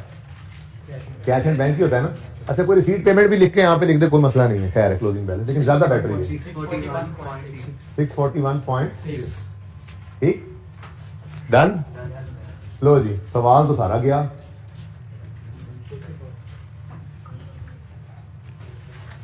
पॉइंट 2 भी हो गया, 1 भी हो गया, 2 भी हो गया, पॉइंट 3 छोटे छोटे 3 पॉइंट्स रह गए बस। अब वैल्यू ऑफ क्लब हाउस, अच्छा इसकी एडजस्टमेंट सामने रख लेते हैं। ये अब पूरी पिक्चर सामने जी। वो कहता है value of club house comprises of free hold land and building in 60-40, यानी कि 60 क्या है? लैंड और 40 बिल्डिंग, ठीक है। अब डेप्रिसिएशन के बारे में कह रहा है 5% ऑन कॉस्ट है, तो पूरा 3156 कहीं डेप्रिशिएट ना कर जाओ, ठीक है, इसलिए उन्होंने ये अलग से बताया। तो फिलहाल इक्विपमेंट बिक रहा है बस, और कुछ नहीं हो रहा। इसका मतलब क्लब हाउस और फर्नीचर, इस पे कुछ नहीं करना सिवाय डेप्रीसिएशन लेने के, ठीक है। तो चलो फिर डेप्शन कैलकुलेट, डेप्शन खेलते हैं, ठीक है। क्लब हाउस एंड कोर्स की डेप्रीसिएशन पहले कैलकुलेट कर लेते हैं। उसकी एंट्री होगी डेप्शन expense debit accumulated डेप्शन credit, डेप्शन expense income expenditure में ले जाएंगे, बल्कि वहीं जाके कैलकुलेट कर लेते हैं। अलग क्या वर्किंग करनी, इतनी सिंपल वर्किंग है। 3156 का 60% लैंड है जिसको डेप्रीशिएट हमने नहीं करना, और इसका 40% बिल्डिंग है ये डेप्रिशिएबल, ठीक है। तो इस 3156 को 40% करेंगे, उस पर 5% लगा लेंगे क्योंकि डेप्रिसिएशन स्ट्रेट लाइन है, जो सा मर्जी साल हो, ठीक है। तो 3156 इधर देखो डेप्रिसिएशन यहाँ पे निकाल लेते हैं। डेप्रिसिएशन एक्सपेंस ऐसे कर लेते हैं ना इकट्ठा ही फिर सबका। ये क्या है जी, क्लब हाउस एंड कोर्स है, क्लब हाउस एंड कोर्स। इधर देखो भाई टोटल क्या लिखा होता है 3156 तो है टोटल कॉस्ट। डेप्रिसिएशन एक्सपेंस जब ब्रैकेट में निकले तो क्या अलग से वर्किंग करनी, on opening excluding disposal on addition, ना एडिशन है ना डिस्पोजल है, तो जो ऑन ओपनिंग करना है वो यहाँ कर लो ना, ठीक है। तो 3156 का 40% ये है डेप्रिशिएबल अमाउंट, ठीक है। इसका 5% और कोई फ्रैक्शन वगैरह नहीं है, कितना 63.1 चलो 2 डेप्रिसिएशन एक्सपेंस हम कर दिया। डेप्रिसिएशन एक्सपेंस डेबिट, वैसे ना ऐसे मुसीबत ये पहला ही ऐसा आया ना जो 1-2 पे गया, ठीक है। आने तो अच्छा जरा आपका बुक के साथ सोल्यूशन मैच करेगा। तो 63.12 से डेप्रिसिएशन देखना, डेप्रिसिएशन एक्सपेंस डेबिट और एक्यूमुलेटेड, यही है ना, एक्यूमुलेटेड डेप्रिसिएशन क्रेडिट। क्लोजिंग बाद में निकालेंगे। डबल एंट्री हो गई, बोलो। आगे है जी फिक्सचर एंड फिटिंग।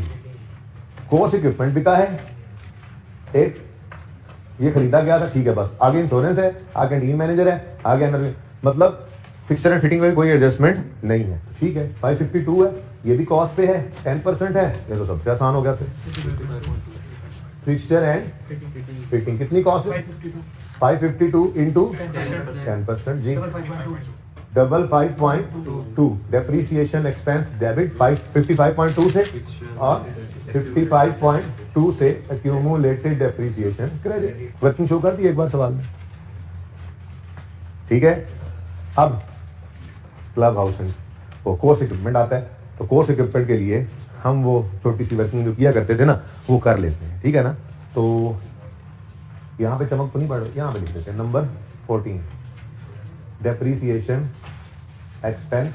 सिर्फ मैं कोर्स इक्विपमेंट का कर रहा हूँ क्योंकि उसमें डिस्पोजल है ना, तो on opening excluding disposal, on addition on disposal जिस तरह से करते थे वैसे कर लेते हैं जरा, ठीक है। डायरेक्ट भी कर सकते थे जब टाइम। अच्छा कहता है course equipment costing 55 was disposed of during the year for 19,800। ये डिस्पोजल में कितना फेंको जी, cost 55। Credit equipment debit disposal, course equipment से आ गया, कॉस्ट आ गई, ठीक है। अब हमें चाहिए इसकी एक्यूमुलेटेड डेप्रिसिएशन, ठीक है। अब वो कहते हैं आगे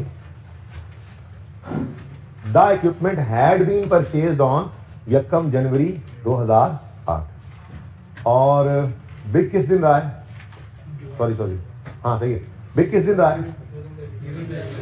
अच्छा वैसे तो उसने कह दिया no depreciation is charge in the year of sale, ठीक है। अब इसका मतलब हमारे साल में पूरे साल भी sale during no depreciation is charge in the year of sale. उसने टेंशन खत्म कर दी कि हमारा ये जो साल है, कौन सा साल है, 12 है, इस 12 वाले साल में डेप्रिसिएशन लेनी नहीं है, चाहे वो जिस दिन मर्जी बिका है, चाहे वो जिस दिन मर्जी बिका है। लेकिन अगर ये बात ना भी लिखता तो आपको बचपन से एक असूल याद करवाया हुआ है कि अगर सवाल में एडिशन या डिस्पोजल की डेट मिसिंग हो तो हम साल का पहला दिन अज्यूम करो, साल का पहला दिन अज्यूम करोगे तो फिर साल में डेप्रिसिएशन वैसे ही नहीं होना था, ठीक है। चलो अब 1 जनवरी 8 को खरीदा था तो 31 दिसंबर 8, 31 दिसंबर 9, 31 दिसंबर 10, 31 दिसंबर 11, 4 साल गुजार चुका है ये ऐसे, ठीक है। तो मेरे ख्याल में तो इसकी एक्यूमुलेटेड एक्शन यहाँ निकाल लेते हैं, यहाँ तो जगह है, ठीक है ना, निकलना है। ओह कोर्स इक्विपमेंट यहाँ पर डिस्पोजल के अकाउंट में जो इसकी एक्यूमुलेशन फेंकनी है वो कैसे निकालोगे, इधर देखो 55 है रेट, क्या रेट 55 कॉस्ट है, बोलो स्ट्रेट लाइन मेथड है ना, 55 कॉस्ट है इनटू ये आ गई 1 साल की डेप्रिसिएशन इनटू अभी 4 इयर्स आपको गिनवाए 44, एक्यूमुलेटेड एक्शन डेबिट 44 से और डिस्पोजल अकाउंट क्रेडिट 44, ठीक है। तो माशाल्लाह माशाल्लाह गेन लग रहा है मुझे, गेन आ गया जी बैलेंसिंग। अच्छा भैया देखो ये जो पहले किसी जमाने में प्रॉफिट लॉस में जाता था अब इनकम एक्सपेंडिचर में जाता है, सही है ना, सही है। 8.8 चेक कर लो, सही है ये आंसर, गलती तो नहीं है, ठीक है। अच्छा चलिए अब इस लेजर चूंकि पूरा हो गया ना तो इसको जो लेजर पूरा हो जाए उसको फिर घर पहुंचाना है, ठीक है ना। तो gain on disposal of course equipment, working number 12, 8.8। ठीक हो गया जी, सही है। चलो अभी डेप्शन भी निकाल ही लें, फिर डेप्शन एक्सपेंस निकालना है। ऑन ओपनिंग पता ही है आपको, एक्सक्लूडिंग, वैसे ये भी वहां हो जाना था। ओपनिंग कॉस्ट ऑफ ऑल कितनी है 1262 minus opening cost of disposal 55 into 20%, 241 लेकिन मैंने फिर भी आपके सलीके के साथ ये वर्किंग कर दी। ऑन एडिशन कोई एडिशन था नहीं, ऑन डिस्पोजल हमने तो इस साल डिस्पोजल पे भी प्रोडक्शन नहीं, यानी कि यही वर्किंग ब्रैकेट में शो करके वहां से ये काम वैसे भी कर सकते थे, ठीक है ना। मैंने कहा उलझे ना जरा, डिस्पोजल आ रहा है तो 241.4। हाँ भाई, डेप्रीसिएशन एक्सपेंस डेबिट 241.4 है। Yes sir. ये जनाब किसकी है जी, कोर्स इक्विपमेंट। या वर्किंग कर दी है तो उसका रेफरेंस दे दो, 14. ठीक है। डेप्शन एक्सपेंस डेबिट 241.4 से और accumulation of course equipment credit 241.4। खत्म कहानी। 0.5, ठीक है ना, आसान है, सिर्फ लेंथ ही है बात, ठीक है। समझ नहीं आ रही कुछ, क्या समझ नहीं आ रही तुम्हें? अच्छा ओके जी, एक्रूअल की सिंपल सी एडजस्टमेंट है। The insurance premium paid during the year covers period 1 अक्टूबर 12 से 30 सितंबर 13। हाँ भाई, हमारा साल 31 दिसंबर 12 पे खत्म हो जाना है। और इंश्योरेंस प्रीमियम जो पेड है ड्यूरिंग द ईयर, ऊपर जो देखा था ड्यूरिंग द ईयर, जो ये 72 का पेड नजर आया है, ये पीरियड कवर कर रहा है।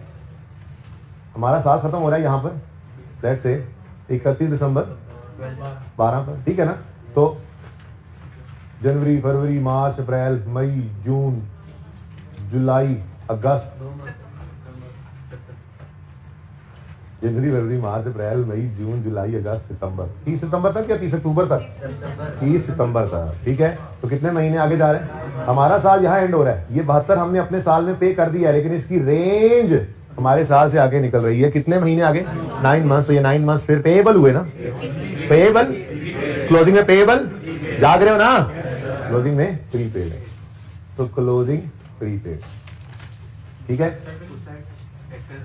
सॉरी माय मिस्टेक, जान के नहीं गया मैंने, मिस्टेक हुई। ओके, क्लोजिंग प्रीपेड है। अब देखो सवाल खामोश हो ना, तो नॉर्मल यही होता है कि एनुअल, और वैसे भी वो खामोश, इतना खामोश भी नहीं हो, क्या कह रहा है कि वो 1 अक्टूबर 12 से 30 सितंबर 13 तक का पीरियड कवर कर रहा है। तो मतलब ये 72 रुपए जो हैं ये फिर सालाना ही होंगे ना। शायद पहली बार इस दफा इंश्योरेंस ली होगी, तभी ओपनिंग में कुछ नहीं आ रहा था, ठीक है। तो वो खुद कह रहा है जो 72 है ये 12 महीने कवर करता है, जिसमें से 9 महीने हमारे साल से बाहर है। तो ये 72 12 महीनों का है, 9 का प्रीपेड है। अच्छा, अब ओपनिंग में प्रीपेड कोई था नहीं, तो ओपनिंग कैश, क्लोजिंग 18.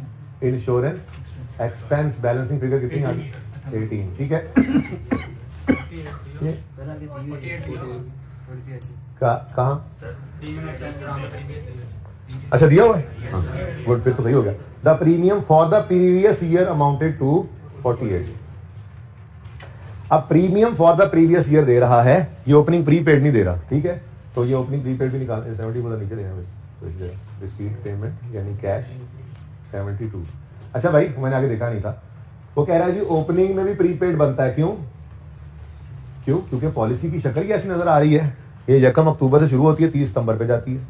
और फिर पिछले साल का उसने प्रीपेड नहीं बताया, प्रीपेड होता तो ओपनिंग बैलेंस में आना जाता ओपनिंग प्रीपेड। वो कह रहे हैं पिछले साल का प्रीमियम कितना था 48, अब साल का था 48 डिवाइडेड बाय 12 इंटू, अब पिछले साल के एंड पे भी ऐसे ही 9 महीने प्रीपेड रहे होंगे, बोलो 36। तो बैलेंसिंग क्या आ गई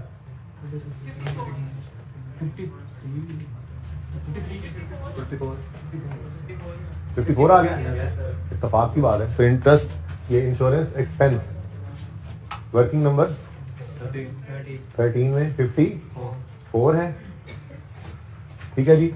और करंट एसेट्स में प्रीपेड इंश्योरेंस क्लोजिंग कितना आ रहा है, देख लो गड़बड़ तो नहीं की है,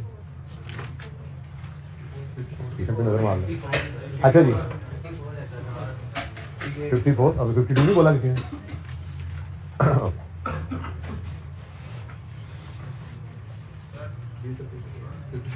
दोनों तरफ एक्सपेंस में भी सही है जी। चलें आगे, सवाल खत्म हुआ चाहता है बस यार। ये देखो ना, ये इस साल जो 72 पे किया है, तो वो समझाने के लिए पहले भी समझाना पड़ना, सुन लो। अक्टूबर, नवंबर, दिसंबर, इस साल को इस वक्त पेमेंट की है और ये 12 महीने यकम अक्टूबर से शुरू होकर 30 सितंबर तक जाते हैं। अब जब तक ये अगली लाइन में नहीं पड़ी थी तो यही था, पहली बार इंश्योरेंस ली, मैंने कहा बस ठीक है, ओपनिंग कुछ नहीं। लेकिन वो कह रहा है पिछले साल का भी इंश्योरेंस प्रीमियम है 48 रुपए। इसका मतलब ये पॉलिसी हर साल ऐसे ही चलती आ रही है। तो पिछले साल भी यकम अक्टूबर 11 को भी उन्होंने 48 पे किया होगा साल का, इसमें 3 महीने एक्सपेंस आउट हो गए होंगे और 9 महीने पिछले साल के एंड पे क्लोजिंग प्रीपेड बने होने हैं। तो मैंने इस साल उसी को तो ओपनिंग प्रीपेड बनाया, 48 डिवाइड बाय 12 इंटू 9, ठीक है ना। ये ओपनिंग प्रीपेड था और ये क्लोजिंग प्रीपेड। क्योंकि बेटा यार इंश्योरेंस की पॉलिसी सालाना ही होती है ना। अब नॉर्मल क्या है, देखो, insurance premium paid cover the period from this, the premium for previous year was 48। अब अगर सवाल कह रहा है कि ये सालाना प्रीमियम है और ये हमने जो इस साल पे किया वो ये साल कवर करता है, तो फिर नॉर्मल असम्पशन यही है कि हमारा साल प्रीमियम का यही है। अब खुद से और क्या अज्यूम कर सकते हैं, फिर आप कुछ और बता दो, वो कुछ और कवर कर रहा होगा साल, ऐसे तो नहीं हो सकता। ठीक है, इंश्योरेंस की पॉलिसी है ना, पॉलिसी उन्होंने बताई कि 72 पे किया यकम अक्टूबर से 30 सितंबर तक का सफर जो है ये तय करेगा और पिछले साल का प्रीमियम इतना था, तो मतलब फिर पिछले साल भी नॉर्मल असम्पशन यही है कि यही रूटीन में चला आ रहा है। ठीक है, canteen manager is entitled to a bonus equal to 20% of canteen profits after charging the bonus.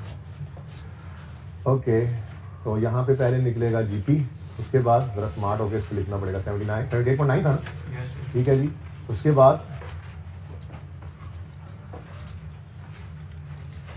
Net profit कह लें, लेकिन बिफोर बोनस आएगा, फिर बोनस आएगा, ठीक है ना, और फिर नेट प्रॉफिट आफ्टर बोनस आएगा। ओके, जिसको हम ले जाएंगे इनकम गुजारा कर लेंगे यहाँ। अब ये तो जरा एडजस्टमेंट के लिए रुकना पड़ेगा, उसकी वजह ये है कि अभी नेट प्रॉफिट निकालें तो सही। पहले सेल चलो लिख ली है, कॉस्ट ऑफ सेल निकलेगी, जीपी निकलेगा, फिर उसमें से वेजेस माइनस होंगी तो नेट प्रॉफिट आएगा, उस पर फिर परसेंटेज लगाएंगे ना। तो फिलहाल इसका तो वेट है। ठीक है, आखिरी एडजस्टमेंट बहुत आसान है। NRV of opening inventory was 55। आपको पता है हम इन्वेंट्री को लोअर ऑफ कॉस्ट और एनआरवी पे लगते हैं, तो इसको 60 की बजाय काट के ऐसे ही काट के लिखोगे कितना, 50.2। ठीक है जी, सही है ना। चलो ये सवाल खत्म हो गया, ब्लू मार्कर में ले आओ। बस एक बोनस वाली एडजस्टमेंट रह गई है क्योंकि प्रॉफिट अभी ना निकला हुआ था। ठीक है, चलो भाई क्रेडिटर बैलेंस करो, 4 नॉर्मल 197.2। अब क्रेडिटर के लेजर में ये परचेजेज है, ऐसे ही है ना, लेकिन हम परचेजेज की बजाय इन्वेंट्री का अकाउंट बना रहे हैं, तो इसको काट कर परचेजेज लिख के काटा करो ताकि आपके ज़हन में रहे परचेजेज ये है। क्रेडिटर के लेजर में परचेजेज आती थी, इन्वेंट्री को लिखा क्योंकि इन्वेंट्री का लेजर बना रहे हैं ना। ठीक है, हम बना रहे हैं। ठीक है, तो ये क्या आ गया जी, बैलेंसिंग 197.2 ले आओ, 197.2 ये जी क्रेडिटर से आया, वर्किंग नंबर 1 से। ठीक है, अब इधर से कॉस्ट ऑफ सेल्स बैलेंसिंग आ गई 212. अब इसको फटाफट इधर ले जाओ 212.9। अब जीपी बता दो, ये एडजस्टमेंट पड़का लें। फिर इन तीनों का ना इन तीनों का जो जो पहुंचाना है ना इधर पहुंचा के फिर दम लेंगे, आगे तब तक नहीं जाएंगे। 118.5 माइनस दिस 6। अच्छा, अब ये 39.6 है प्रॉफिट बिफोर बोनस। ठीक है, रिवीजन करनी हो तो वो रेक्टिफिकेशन के टॉपिक के अंदर मैंने जो टेस्ट के अंदर आपको रिवीजन करवाई थी, तो मैंने एक सिंपल 2 एग्जांपल्स बनाई थी। ठीक है ना, फिर उसको मैंने कहा था इक्वेशन बना के सॉल्व कर सकते हो। फिर एंड पे जाके मैंने आपको कहा था फॉर, देखो अगर तो यूं लिखा होता ना entitled to a bonus of equal 20% of profits before bonus, फिर तो आसान था, मैंने आपको कहा था। लेकिन अगर ऐसे आ जाए आफ्टर बोनस वाले प्रॉफिट की परसेंटेज दो तो कोई मसला नहीं है। आपने 100 plus bonus percentage divide by bonus percentage divide by 100 plus bonus percentage कर देना बस। ठीक है ना, यानी आपने 20% नहीं करना, बल्कि आपने 39 जगह कम है जरा, ये कैंटीन क्रेडिटर का लफ्ज थोड़ा सा क्रेडिटर डालो तो कैंटीन रह जाएगा जी। इधर देखें 39.6 डिवाइडेड बाय,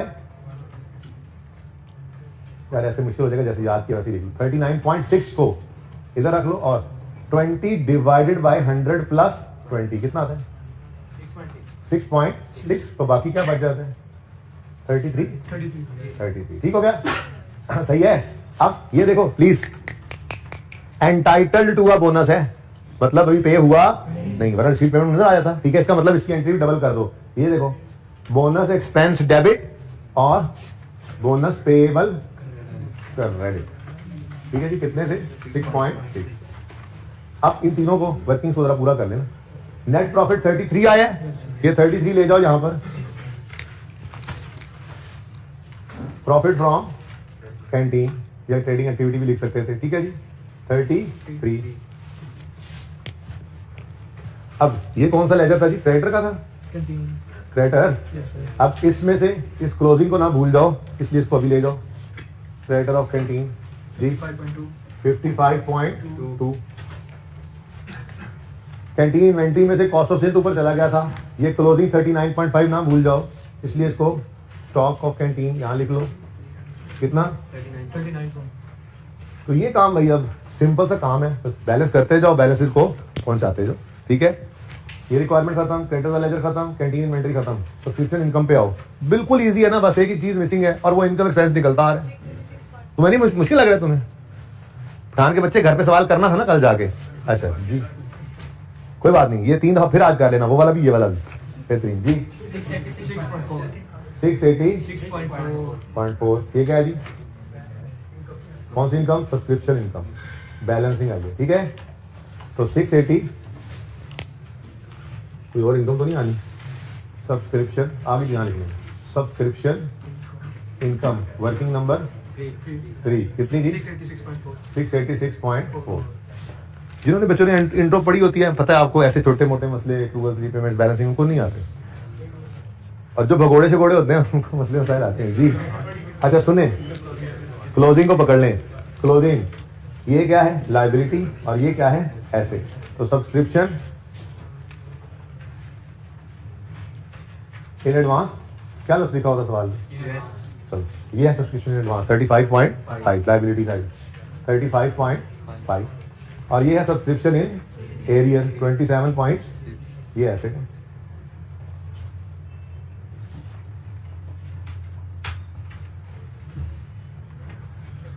ठीक है जी, नेक्स्ट, ये खत्म कहानी इसकी भी। टेलीफोन एक्सपेंस में से 21. एक्सपेंस की फिगर निकल आई, balancing 21.7. 21.7। Telephone expense working number बता दो, 4. कितना बताया जी? 21.7। ये देखो एक्सपेंस आ गया, और इसको बिल्कुल घर पहुंचाना है भाई। क्लोजिंग में पेएबल है, तो यहाँ लायबिलिटीज में टेलीफोन पेएबल। सवाल में गिवन था जी 5.9। कंपटीशन एक्सपेंस में से एक्सपेंस निकला 13. अब इसको डायरेक्ट एक्सपेंस में लेकर नहीं जाना, बल्कि नेट करना था, याद है? ये यहाँ पे जगह छोड़ी हुई 13 पॉइंट, बस ये लिख दो कि ये 13.3 हमारा कौन सी वर्किंग से आया है। 5. ठीक है जी, बाद में नेट कर लेंगे एक ही बार, बाद में टोटल बाद में। और ये क्लोजिंग पेएबल है, तो कंपटीशन एक्सपेंस पेएबल कितना भाई? 3.9। ठीक, इधर देखो, कुछ भी नहीं करना था, यही ओपनिंग यही क्लोजिंग थे, बस ये। अच्छा देख लो प्लीज, इधर देख लो, सुनो प्लीज। क्लोजिंग बैलेंसिंग निकल आएगा, ये क्लोजिंग भी बैलेंसिंग निकल आएगा। क्लोजिंग बैलेंसिंग, बोलो क्लोजिंग, ये भी बैलेंसिंग। अब ये 6 बैलेंसेस जाने हैं बैलेंस शीट में नॉन करंट एसेट्स में। ठीक है, तो आप 3 लाइनों में भी लिख सकते हो इसको। Club house and course 3156 minus this, sorry this minus this, फिर fixture and fitting this minus this, फिर course equipment this minus this. हो गया, बुक वैल्यू आ जाएगी, यहाँ पे तीनों बैलेंसेस आ जाएंगे। डन। नेक्स्ट, ये सारे तो हो गए अकाउंट्स। इंश्योरेंस एक्सपेंस ऑलरेडी हो गया या नहीं हुआ? इंश्योरेंस एक्सपेंस 54 चला गया था, और क्लोजिंग भी हो गया था, डबल लाइन नहीं लगाई थी। ठीक है जी, ये भी पुग गया है, तो सब कुछ तो हो चुका है। अब रह जाएगा एंड पे ओपनिंग फंड, उसके लिए लेजर्स मौजूद हैं। जो लेजर में नहीं थी फिगर, वो मैंने पहले ही लिख दी, ये जो आप भूल सकते थे। अब तो सारा सवाल आपके सामने है। 71 लायबिलिटी है, 55.2 एसेट है, opening asset, liability, liability, asset like liability, asset like liability, asset like liability, plus minus plus minus plus minus वहां करो, वर्किंग में करो, आपकी मर्जी, ठीक है। अब इधर देख लो, इसको नेट करके फिगर लिखोगे, इसको नेट करके फिगर लिखोगे और सारे बैलेंसेस मौजूद हैं, यहाँ पे सरप्लस या डेफिसिट आ जाएगा, ठीक है। ये सरप्लस या डेफिसिट यहाँ पर आके ऐड कर दोगे। ओपनिंग फंड आपने अभी कैलकुलेट करना है, मैंने इनसर्कल कर दिया, एसेट्स प्लस लायबिलिटीज माइनस लिखते जाओगे, ठीक है। क्लोजिंग फंड ये सब ऐड, ये 6 फिगर्स यहाँ पे नेट करके 3 लाइनों में आपने लिख दी हुई थी, ये सारे टोटल्स आपके आ जाएंगे, इंशाल्लाह बैलेंस शीट टैली होगी। ये सवाल कर लें, एक सवाल और दे दूं साथ, पास पेपर 3 ये कंप्लीट करना है, और पास पेपर 3 सेहत क्लब है, देखो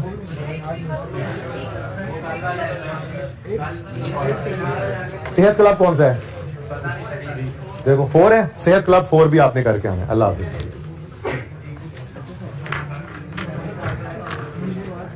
वन ऑफ द मुश्किल सवाल था ये, ठीक है जी, बंद कर दें। हाँ एक बार लगा दीजिएगा भाई, बैठ जाओ 1 मिनट, उन्हें तो तस्वीर ले दिया करो।